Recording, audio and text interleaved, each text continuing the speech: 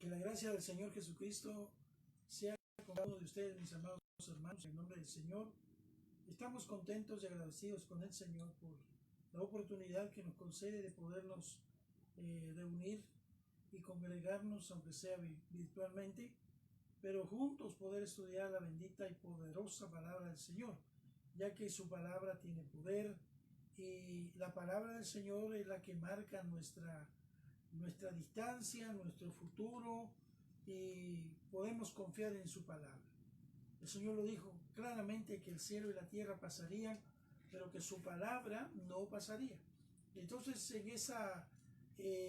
con esa verdad, vamos esta noche a estudiar la bendita palabra del Señor. Y en el tema anterior nos quedamos, ¿por qué quedó ciego Sansón? Y esta noche le trataremos de dar continuidad al tema, ¿por qué Sansón queda ciego? Veíamos algunas circunstancias que son muy interesantes, pero que esta noche quiero hablarlo sobre una ceguera espiritual. ¿Qué es una ceguera espiritual? ¿Y qué fue lo que le llevó a... cómo había llegado, y que todo podemos decir que estamos en sintonía con el Señor. Entonces, pensando en eso, debemos pensar en algo que es muy interesante. ¿Por qué la gente queda ciega espiritualmente? ¿O qué es lo que lo lleva a una ceguera espiritual? ¿Qué es la que no lo deja ver? En el asunto de Sansón fue una ceguera literal, pero que tiene una aplicación espiritual. Y en esa aplicación espiritual nosotros podemos entender algo que es muy importante, conocer algunos factores que nos pueden ayudar a identificar lo que es una ceguera, y cuando que la gente, aunque dice que ve, en realidad no ve, no entiende las cosas de Dios. Por ejemplo, en el libro de Hebreos, en su capítulo número 12, en el verso número 16, dice: no sea que haya algún fornicario o profano, como Esaú, que por una sola comida vendió su primogenitura. Porque ya sabéis que aún después, deseando heredar la bendición, fue desechado, y no hubo oportunidad para el arrepentimiento, aunque la procuró con lágrimas. Este es un pasaje muy interesante, porque nos está hablando acerca de Esaú. Creo que, si no todos, la mayoría de personas conocen la historia de Esaú. Esaú fue un hombre que, usted sabe que por un plato de lentejas vendió su primogenitura. O sea que no le dio valor a lo que representaba la primogenitura. Y ese de no darle valor a lo espiritual tiene que ver con el orgullo. ¿Sabía usted que el orgullo cierra el corazón a las bendiciones del Señor? El orgullo tiene que ver con aquel que cree que nada le falta y que nada necesita. Una persona orgullosa es aquella persona, no hablo de arrogancia, la arrogancia es diferente al orgullo. La arrogancia es sentirse superior a otra persona, pero el orgullo es creer que no necesitamos ayuda. El orgullo tiene que ver con aquellas personas que se mantienen al margen porque creen de que no necesitan ayuda de ninguna clase, y por lo tanto jamás se van a humillar y jamás van a pedir ayuda. El orgullo tiene que ver con eso, pero el orgullo es tan nocivo porque cierra el corazón a las bendiciones del Señor, y la cierra de tal forma de que una persona orgullosa comienza a menospreciar las cosas del Señor. En este caso, Esaú menosprecia la primogenitura. Algo tenía que ver con su bendición. Él le restó valor, no le dio importancia. Consideró que no era relevante en ese momento, o quizás llegó a pensar en decir: Bueno, lo que se ve es lo que se cree, hablando en buen chapín, lo que se ve es lo que se cree y lo demás es pura fábula. Sin embargo, al menospreciar lo espiritual, estaba menospreciando la prosperidad material. ¿Por qué razón? Porque, hermano, en Dios lo espiritual está íntimamente conectado con lo físico, lo material. Dios, al bendecirnos a nosotros, no solamente nos bendice con la bendición espiritual, sino también con la bendición económica, también con la bendición material. La bendición de Dios es darnos lo que nosotros necesitamos. Todo lo que usted y yo necesitamos, Dios nos lo va a dar, a suplir en su justo momento. Aquí podemos observar que Esaú menospreció y luego, cuando se dio cuenta de lo que había sucedido, dice la Biblia que no hubo oportunidad para el arrepentimiento, aunque la procuró con lágrimas. Aunque la procuró con lágrimas. Él lloró. Y eso lo podemos ver cuando en el pasaje, en el relato bíblico, cuando Esaú llega con Isaac, que era el padre de Jacob y de Isaac, para que lo bendijera. La pregunta cuando se da cuenta Esaú, lo que le dice a Isaac es, bendíceme también a mí, padre mío. Bendíceme también a mí.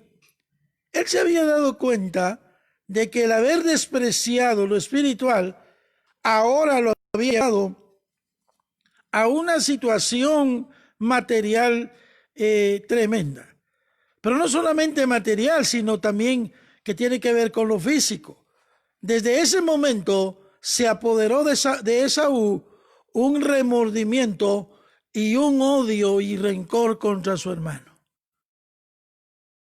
Cuando una persona orgullosa fracasa, que cree resentimiento contra su hermano, que cree resentimiento, que sienta ira, enojo contra su hermano.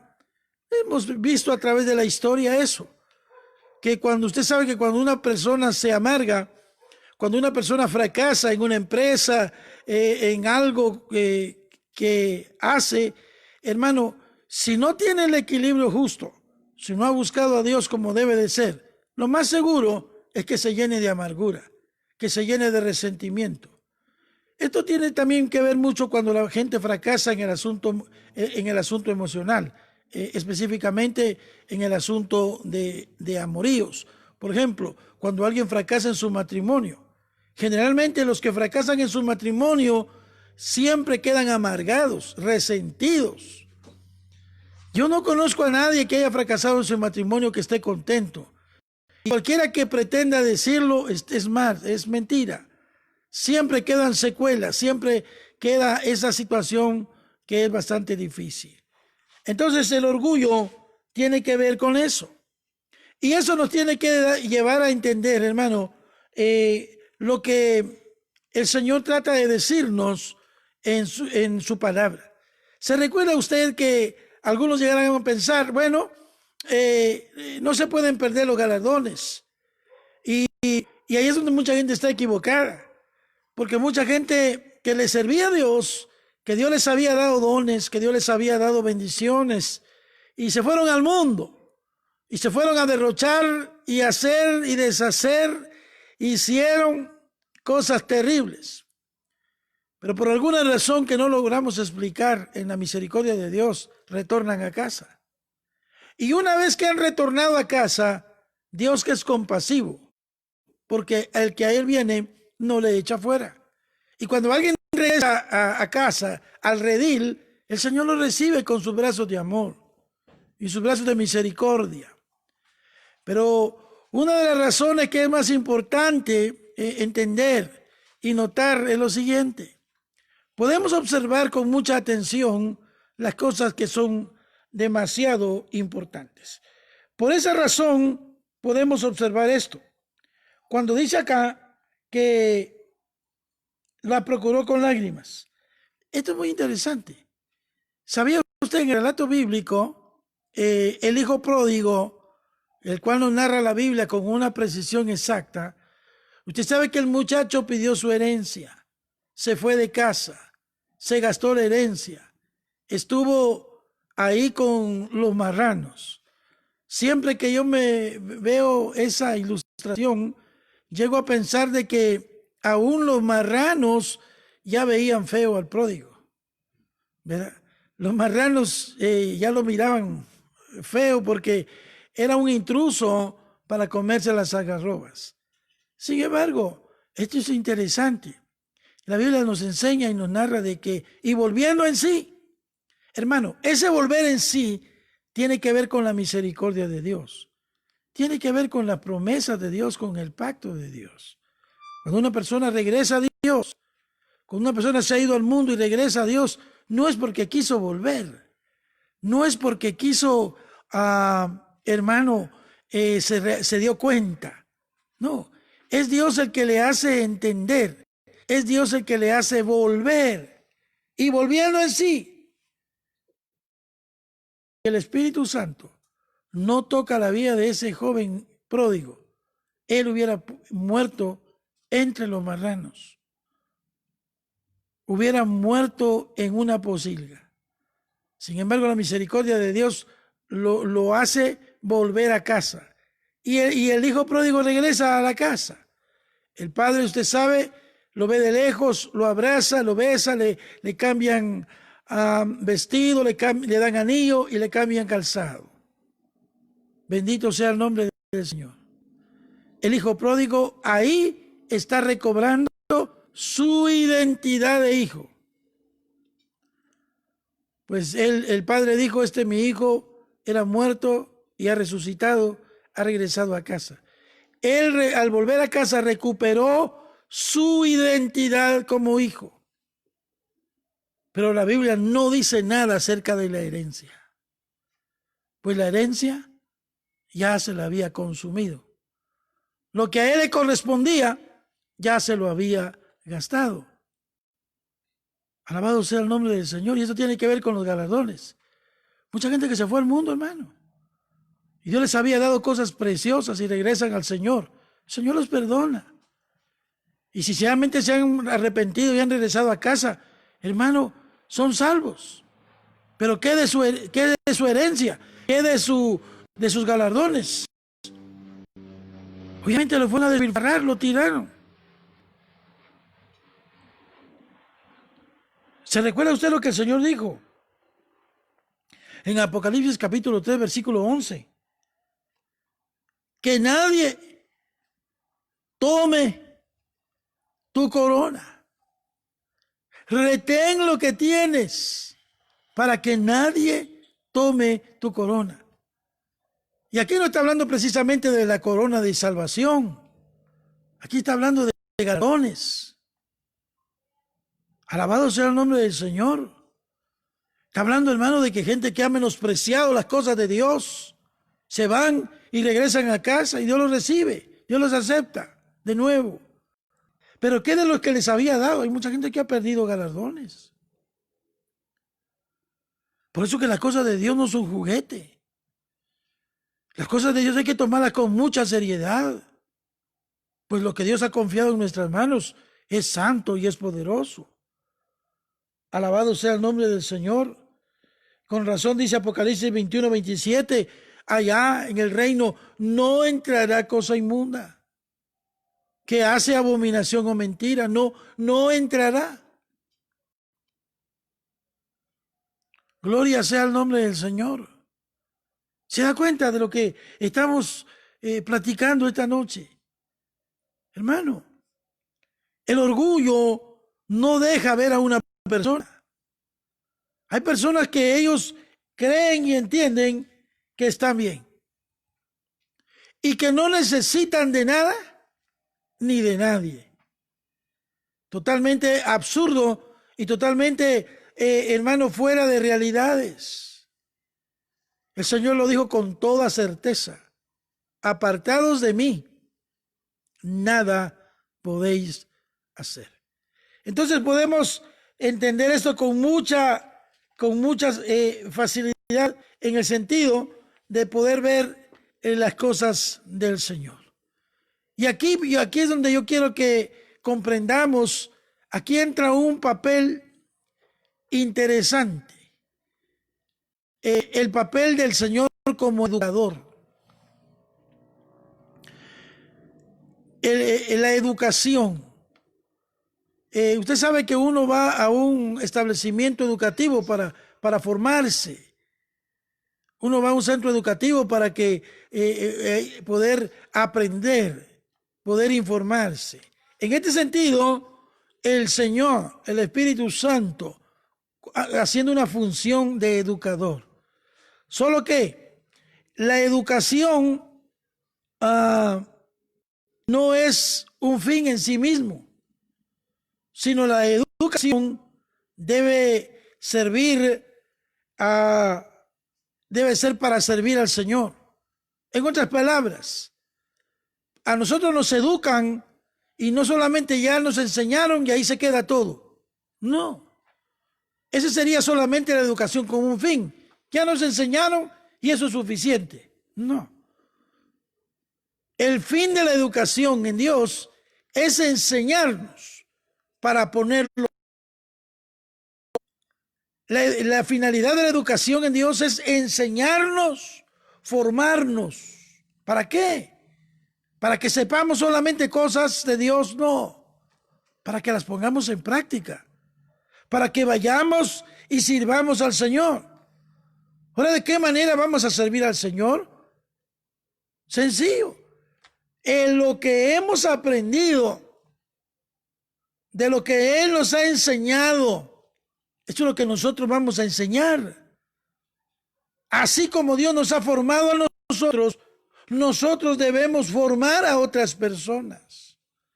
Lo que hemos aprendido de Dios, debemos enseñarle a otras personas. Por ejemplo, el caminar en fe es toda una vida, es una enseñanza. Pero ¿quién es el que enseña en fe, hermano? ¿Acaso no es aquel que ha venido bregando? ¿Aquel que ha venido caminando? El que ha vivido la fe puede enseñarle la fe. Aquel que ha sido sanado de una enfermedad puede decir que Dios es su sanador.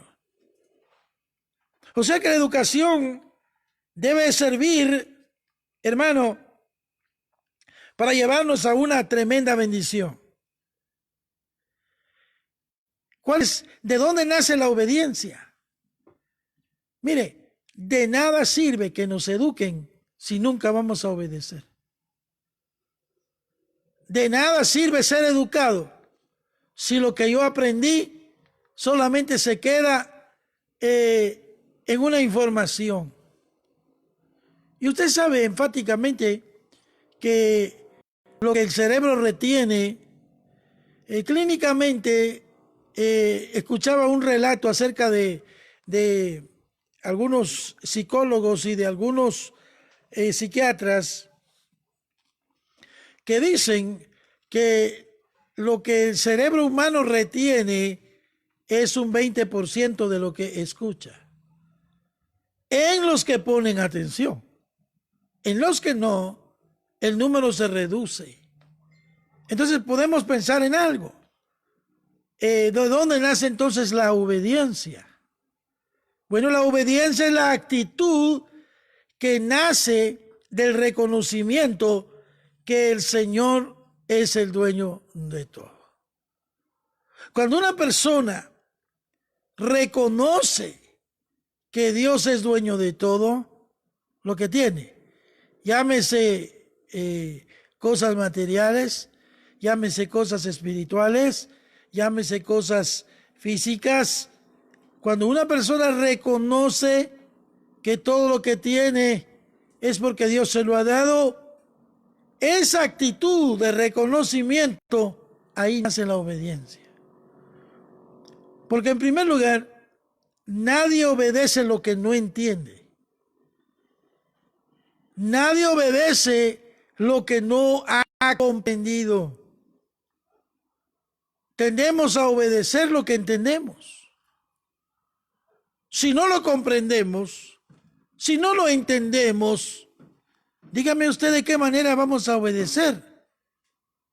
No sabríamos cuándo estamos en obediencia o cuando estamos en desobediencia si no sabemos lo que eso significa.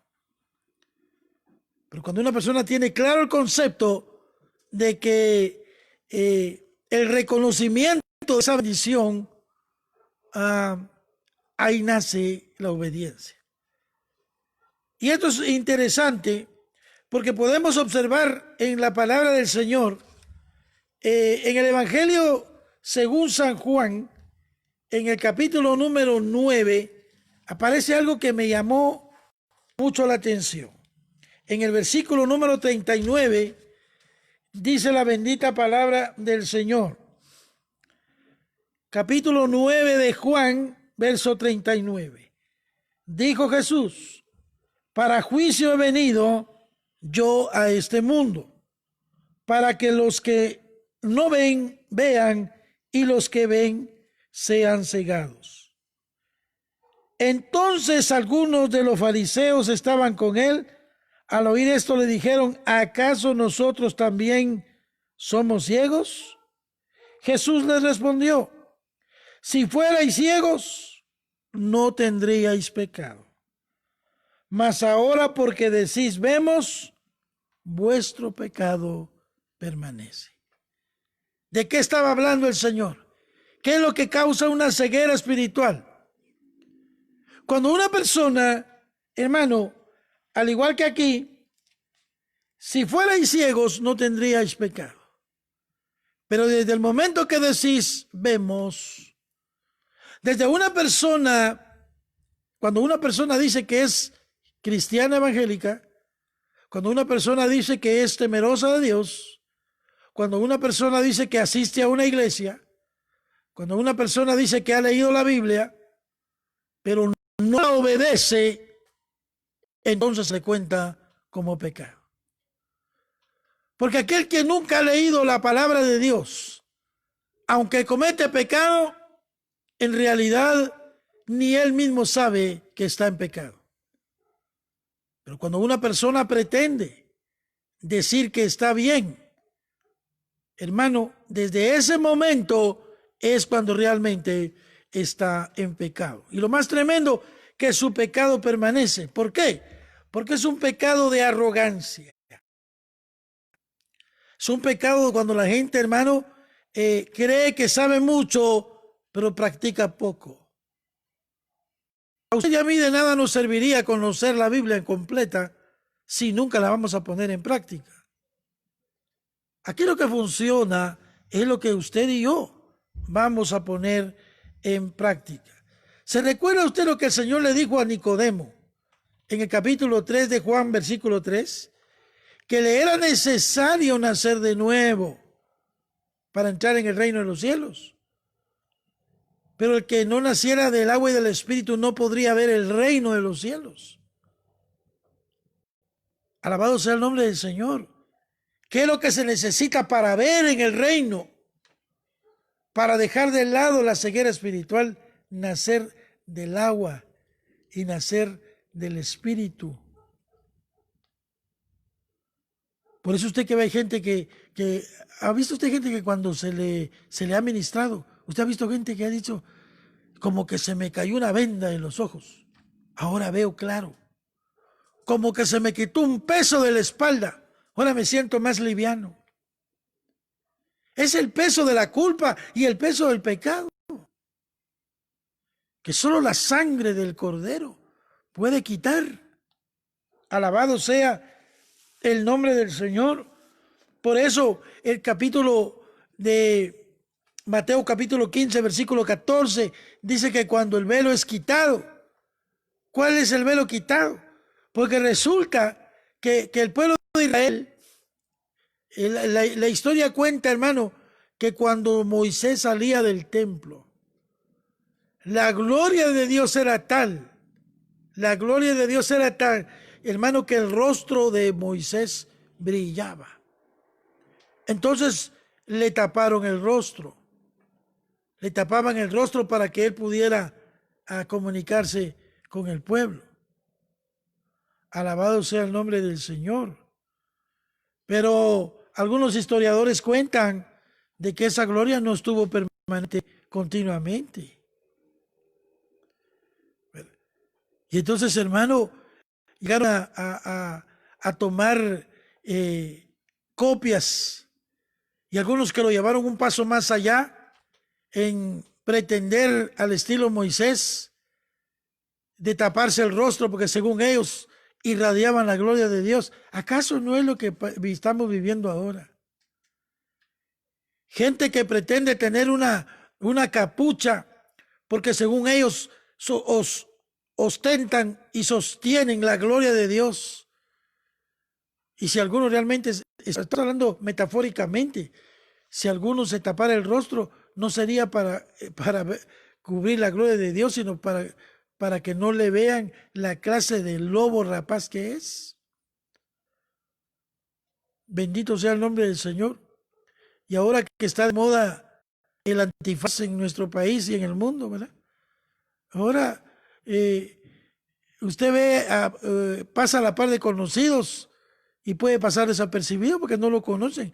Y si usa gorra, anteojos y máscara, menos todavía. No lo van a reconocer, pasa desapercibido. Y esto de alguna manera ha favorecido hasta los amigos de lo ajeno. Ahora con la excusa de la máscara se tapan y no saben ni quién es. Pero mire, ¿qué es lo que nos trata de decir la palabra del Señor? El velo le sería quitado. Pero cuando se convierten a Cristo, el velo es quitado. Bendito sea el nombre maravilloso del Señor. Como lo dice 2 Corintios capítulo 3, versículo 16. Hermano, la bendita palabra de Dios nos enseña a nosotros.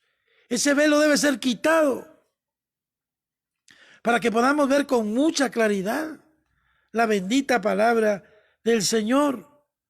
Gloria a Dios.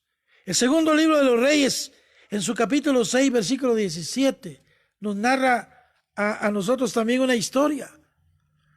La historia de Eliseo y su criado Jesse. Resulta que cuando son sitiados, rodeados por el ejército asirio, mientras que Eliseo estaba tranquilo, Jesse estaba preocupado, temeroso. ¿Y cuál era la diferencia? Eliseo tuvo que orar por Jesse y le pidió al Señor que abriera sus ojos. ¿Cuál era la razón? Para que Jesse pudiera ver el mundo espiritual. Hermano, el mundo espiritual se mira únicamente cuando está en asistencia el Espíritu Santo de Dios. Solo el Espíritu Santo de Dios nos puede llevar a una dimensión en la que podamos ver, en la que podamos mirar cosas espirituales. Sin la asistencia del Espíritu Santo en nuestra vida, no tenemos nada. Ese era el ejemplo. Y Dios abrió los ojos de Jesse. Y Eliseo le dijo, es que más son los que están con nosotros que los que están con ellos. Jesse miraba un ejército natural, jinetes, soldados a caballo. Pero Eliseo miraba el ejército espiritual. ¿Cuál es la diferencia? Cuando una persona aprende a ver el mundo espiritual en medio de dificultades, en medio de vicisitudes de la vida, en medio de situaciones realmente apremiantes, es cuando nosotros necesitamos ver el mundo espiritual. Y entonces Dalila, que lo durmió y le sacaron los ojos, de igual manera el enemigo quiere adormecer a la iglesia para quitarle la visión, para que la iglesia no vea la bendición que está adelante. Entreteniendo a la iglesia en un montón de cosas terribles. Y en ese contexto aparece algo terrible que se conoce como teología relacional. ¿Y qué tiene que ver eso con lo que estamos platicando sobre la teología relacional? Es el conflicto de lo que Dios dice y lo que yo pienso. En este tipo de teología, los que practican esta teología relacional tienen más cuenta, según ellos, agradando a la gente que agradando a Dios. En ese tipo de teología relacional les interesan más las relaciones personales e interpersonales que el agradar a Dios. Les interesa más tener contenta a la gente, y para tener contenta a la gente les comienza a dar un montón de discursos de entretenimiento. La mayoría, observe, la mayoría de estos predicadores lo que dan son sermones motivacionales. Nunca los va a ver usted con un mensaje de arrepentimiento, de confrontación y llamando a la gente a la reflexión. ¿Por qué? Sencillo. A ellos les interesan más las relaciones públicas, relaciones sociales. Y dicho sea de paso, mucho ministerio se ha convertido en eso, en club social.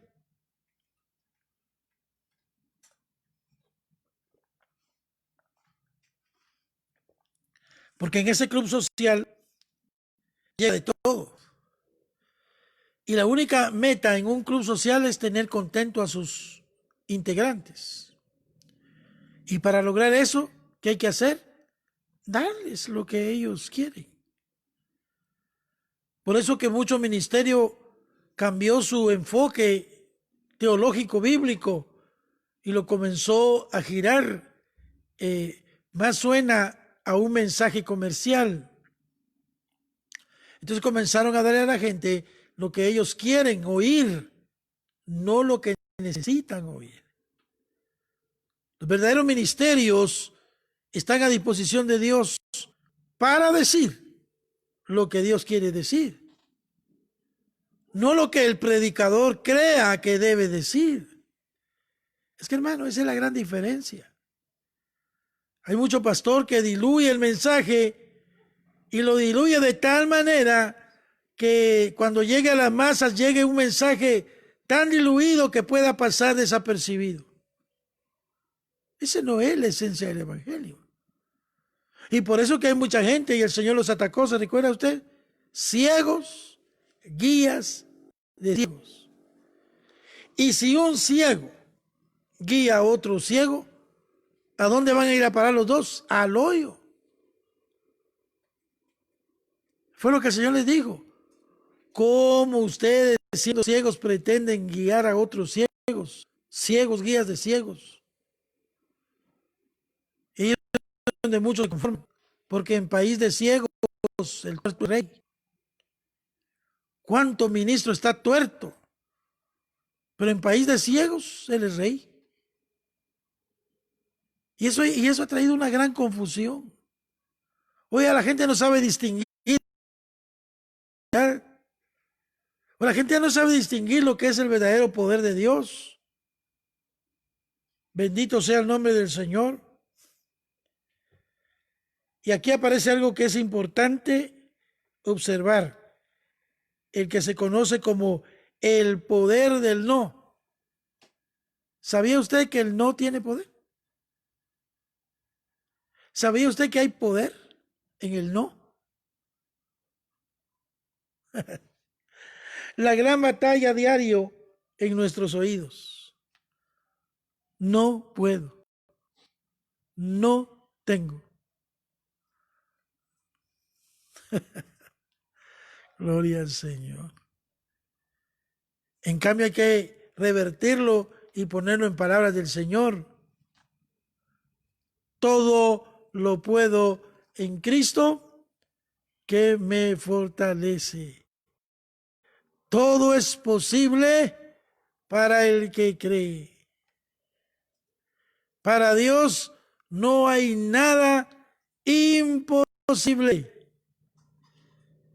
Mi Dios suplirá todo lo que nos hace falta conforme a sus riquezas en gloria. ¿Se da cuenta? El gran poder del no.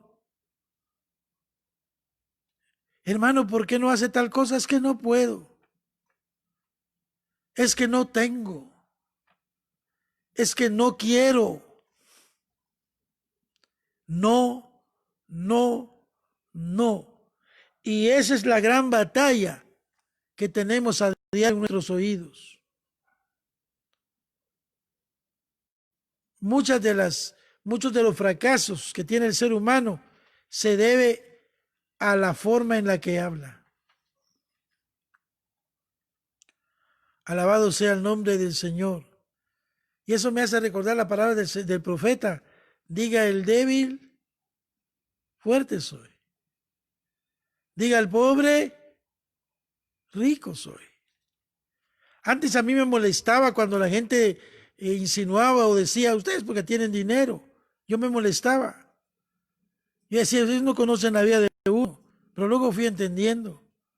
Entonces a mí me conviene que la gente me bendiga. Ahora cuando la gente me dice, usted tiene dinero, ¿sí?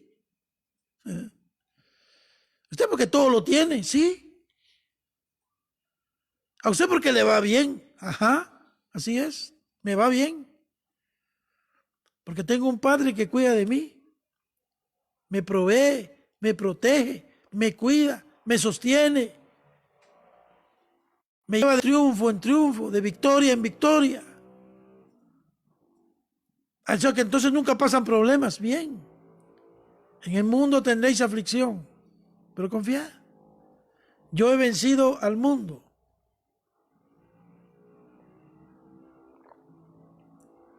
Y para ir concluyendo,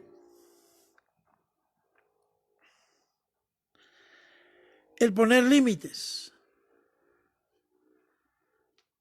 Muchos de los fracasos en la vida de los hijos es porque los padres nunca les pusieron límites.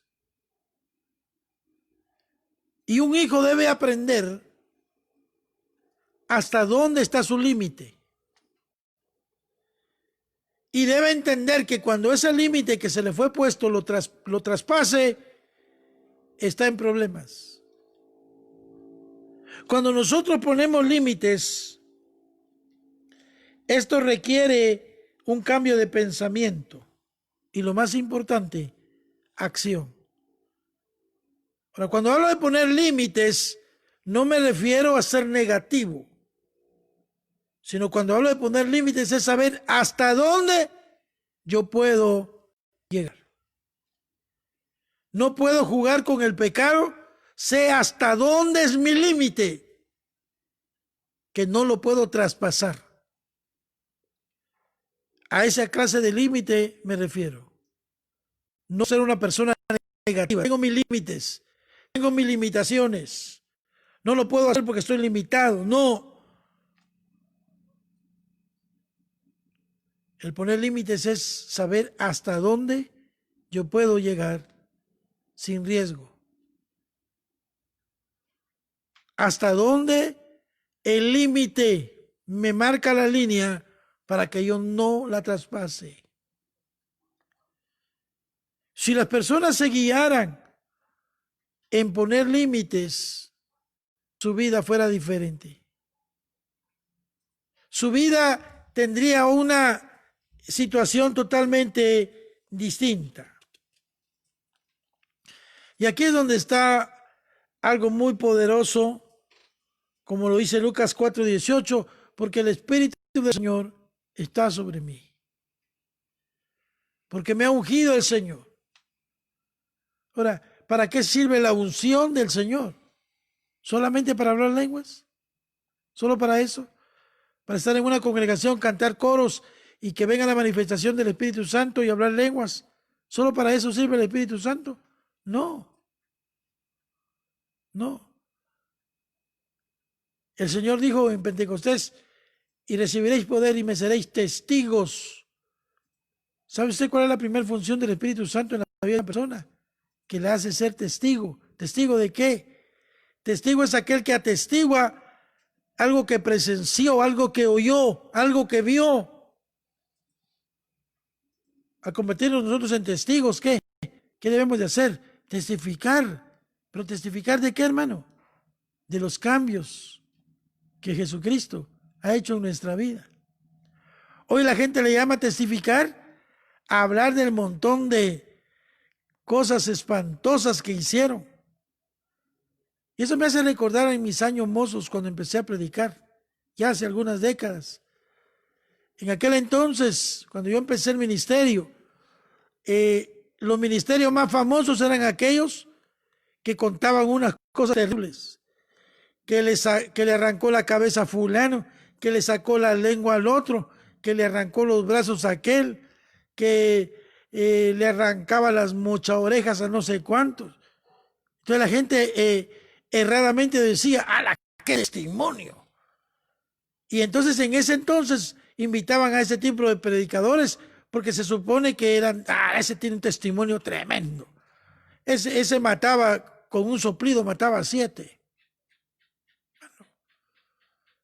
Y muchos predicadores, con tal de hacerse fama, comenzaron a contar cosas que ni ciertas eran. Con tal de hacerse fama, o por lo menos que los invitaran, ¿no? Yo recuerdo eso.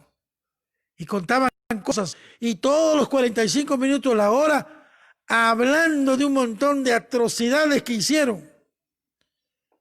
Y en los últimos 5 minutos, que aceptaron al Señor y su vida cambió. Eso no es testificar. Eso no es testimonio. Porque eso me hace pensar en la vida de Pablo. Pablo dijo, yo perseguidor de la iglesia. Hasta ahí es su comentario. Y luego dice, pero cuando a Dios tuvo a bien revelar su Hijo en mí, y comenzó a testificar. ¿Cuál es el verdadero testimonio? A hablar todos los pecados y maldades y cosas horribles que usted hizo. No importa las atrocidades que usted hizo. ¿Sabe cuál es el verdadero testimonio? Contar las maravillas y las grandezas que el Señor ha hecho en cada uno de nosotros. Ese es el verdadero testimonio. Contar la gloria de Dios, cómo metió su mano en el cesto de la basura y de ahí nos sacó, nos lavó, nos limpió y ahora nos tiene en un lugar honroso donde podemos bendecir y alabar su santo y poderoso nombre. Ese es el testimonio. Entonces, ¿para qué sirve el Espíritu Santo? Precisamente para dar testimonio. Y hoy más que nunca en esta situación del país, personas que se le atraviesen el camino, testifíquenle. Porque mucha gente, antes de la pandemia, hablaban de un montón de cosas. Ahora con la pandemia, lo único que hablan es de COVID tienen en la boca. COVID en la mañana, COVID al mediodía y COVID en la noche. En vez de tener a Cristo y a este poderoso. Cristo es mi sanador. Hay la gente que le duele la oreja, que le duele la nariz, que le duelen los dientes, que le duele la garganta, que le duelen los ojos, que le duelen los pies. ¿Y de Cristo? ¿Quién es su Señor? Cristo en nosotros, la esperanza de gloria. Bendito sea su santo nombre. Y recibiréis poder. Entonces, ¿para qué sirve el Espíritu Santo? Para testificar, para hablarle a otros del amor de Dios. Quizás Dios tenga misericordia y toque el corazón de alguien que nos escuche y éste se arrepienta y pueda encontrarse con el autor y consumador de la fe, Cristo Jesús, Señor nuestro. Hermano, que el Señor le bendiga, le guarde. Tenga cuidado con la ceguera espiritual. No deje que el diablo lo engañe ni lo entretenga, que quiera quitar la visión. Antes bien, sed sobrios, estar alertas, pues no ignoramos las estratagemas de Satanás, pero Cristo en nosotros, la esperanza de gloria. En el nombre de Jesús. Dios le bendiga y será hasta una próxima con el favor del Señor. Amén.